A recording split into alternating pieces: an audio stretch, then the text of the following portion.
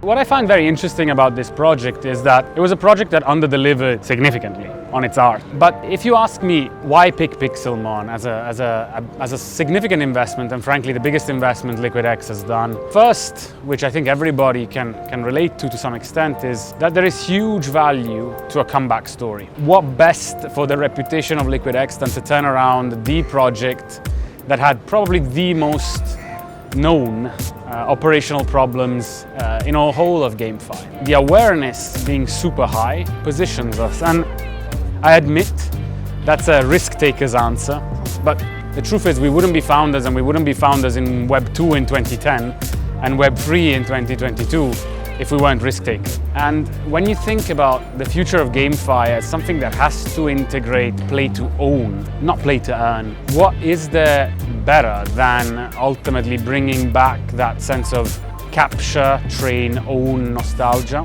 I kind of fell in love with the game design and economy design proposition during the discussions with the project, which is why I took the decision then of stepping in personally. When we initiated conversations with them, we were quite skeptical.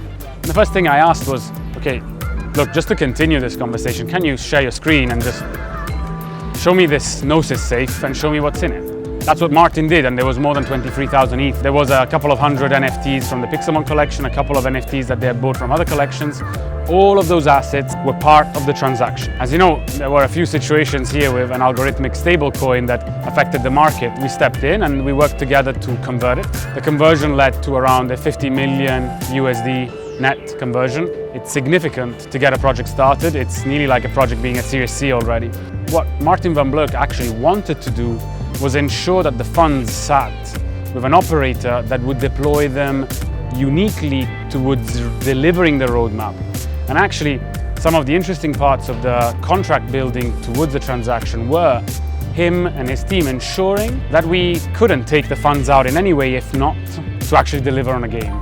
And we were happy with that, because ultimately that's what we wanted to do. If I have to say something positive that the people didn't pick up on, is that while the art of Pixelmon was not maybe the best in the world or what people were expecting, the smart contracts were written in a way that we haven't found any fault with so far.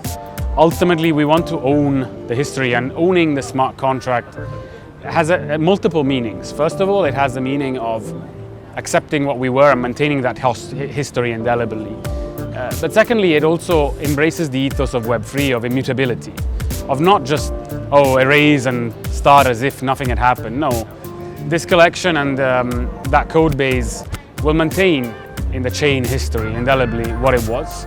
We've already released some footage from early tests, and we plan a closed alpha with press event, streamers, etc., Twitch collaborations, etc., to be done here in Singapore between February and March.